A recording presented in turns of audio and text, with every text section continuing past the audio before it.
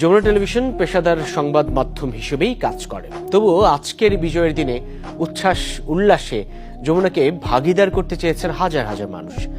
যেখানেই আমাদের সহকর্মীরা গেছেন, তাদের মাটি থেকে তুলে অভিনন্দনে ভাসিয়েছেন। সত্য ন্যায়ের পক্ষে থাকবে যমুনা, পট পরিবর্তনেও পিছপা হবে না অন্যায়ের বিরুদ্ধে খবর প্রকাশে।